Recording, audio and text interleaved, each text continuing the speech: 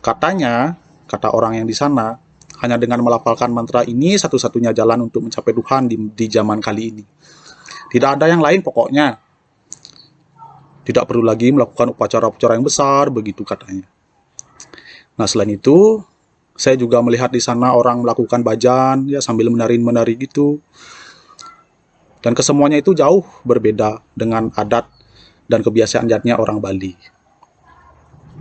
Nah, bahkan tidak hanya bagian upacaranya yang berbeda, nama, pakaian pun sudah benar-benar berbeda gitu dengan orang Bali.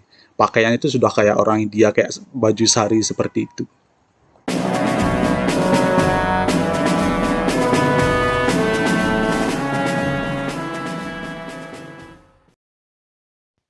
Swastiastu, Semeton Bali dan Hindu senusantara.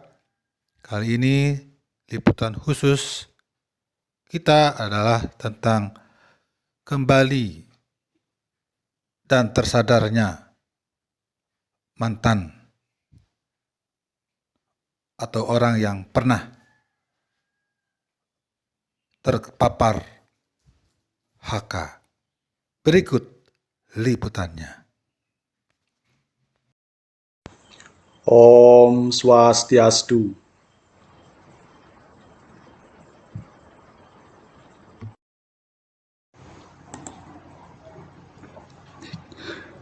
Pada kesempatan ini, saya ingin berbagi pengalaman saya terkait pemberitaan yang sedang hot atau viral ya akhir-akhir ini di sosial media mengenai aliran sampradaya khususnya HK Hare Krishna. Nah, terus terang, saya sendiri dalam masa lalu saya pernah terjerumus begitu. Boleh dikatakan terjerumus begitu ya ke dalam kegiatan-kegiatan sampradaya khususnya HK. Itu terjadi sekitar tahun 2012. Saya sebagai anak muda dan sebagai seorang mahasiswa jurusan pendidikan Hindu waktu itu, di mana rasa ingin tahu saya begitu besarnya. Kemudian suatu ketika saya iseng berkunjung ke salah satu asram HK itu di daerah Sibangkaja ya, diajak oleh salah seorang teman saya. Di sana saya bertemu dengan semeton HK atau dalam istilah mereka disebut Sadhu Sangha ya. Jadi Sadhu Sangha itu perkumpulan semeton HK begitu. Nah, di sana saya disambut dengan baik, terlibat obrolan dengan seorang Prabu namanya, diajak berkeliling, melihat-lihat. Di sana saya menjadi tahu dan melihat secara langsung apa saja yang ada di ashram tersebut. Di sana saya melihat banyak sekali patung begitu, dan juga melihat secara langsung ya bagaimana aktivitas-aktivitas persembahyangan yang ada di sana. Bahkan saat itu juga saya diajarkan bagaimana bersujud di patung Srila Prabhupada begitu. Selain itu, saya juga diberikan Bhagavad Gita versi mereka, di mana Bhagavad Gita itu baru pertama kali saya lihat. Nah, selain itu, saya juga diberi sebuah japamala atau tasbih yang namanya. Bahkan langsung diajarkan ya berjapa mantra Hare Krishna seperti itu di sana. Katanya, kata orang yang di sana, hanya dengan melafalkan mantra ini satu-satunya jalan untuk mencapai Tuhan di zaman kali ini. Tidak ada yang lain pokoknya. Tidak perlu lagi melakukan upacara-upacara yang besar, begitu katanya. Nah, selain itu, saya juga melihat di sana orang melakukan bajan, ya sambil menari-menari gitu. Dan kesemuanya itu jauh berbeda dengan adat dan kebiasaan adatnya orang Bali. Nah, bahkan tidak hanya bagian upacaranya yang berbeda, nama, pakaian pun sudah benar-benar berbeda gitu dengan orang Bali. Pakaian itu sudah kayak orang India, kayak baju sari seperti itu. Terima kasih buat Semeton yang sudah mensubscribe channel ini. Bagi yang belum, silahkan di-subscribe dulu ya.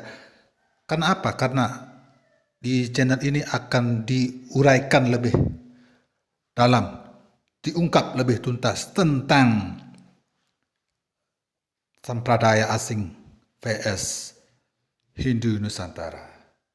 Suksemo yang sudah subscribe, kita lanjutkan liputannya.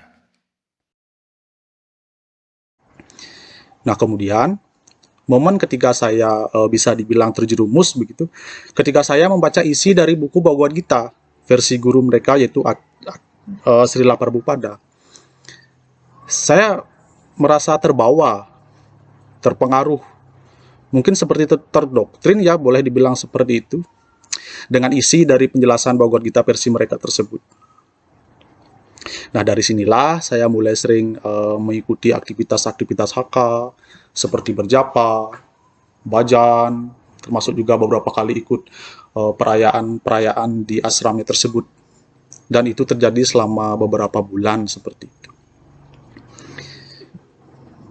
Nah, beruntungnya hidup saya, titik balik di mana saya tersadar telah terjerumus, tersadar telah tersesat begitu, karena tuntunan leluhur mungkin juga ya.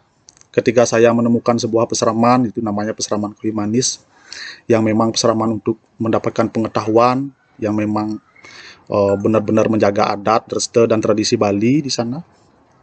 Kemudian di sana saya mendapatkan pengetahuan dan penyadaran tentunya tentang betapa salah jalan yang saya ambil mengikuti HK waktu itu.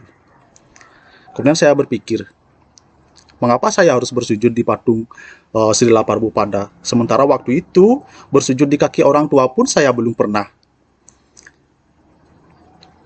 Dan sampai saat ini saya pun tidak pernah mau lagi ikut aliran-aliran seperti HK ini ya. Setelah saya sadar begitu. Nah, kemudian harapan saya yang pertama itu berhati-hatilah ketika Anda membaca BG atau Bhagavad Gita menurut aslinya versi Prabhupada ini. Jangan sampai terdoktrin lah, tertipu dengan penjelasan-penjelasan yang ada di sana, karena telah terbukti itu memang sangat Demikianlah menyimpang liputan sekali. kita kali ini. Menyimpang, Semoga yang menyimpang itu bukan semakin slogannya, banyak lagi tapi penjelasan atau semeton-semeton gubahan kita dari Srila yang Prabhupada itu. sudah terpapar Nah, semoga Bali tetap aja baik HK, terbebas dari pengaruh Sai Baba, samperdaya HK dan yang telah terbukti menyimpang dari dosa kembali Bali. ke ajaran Ya, seperti itu. Hindu Nusantara. Hindu Ya, yang demikianlah sedikit kisah pengalaman dari saya. berbasiskan kearifan Boleh lokal dipercaya, boleh juga tidak, di boleh juga dipakai, masing-masing boleh juga daerah tidak. Mari di seluruh berlogika Indonesia. waras.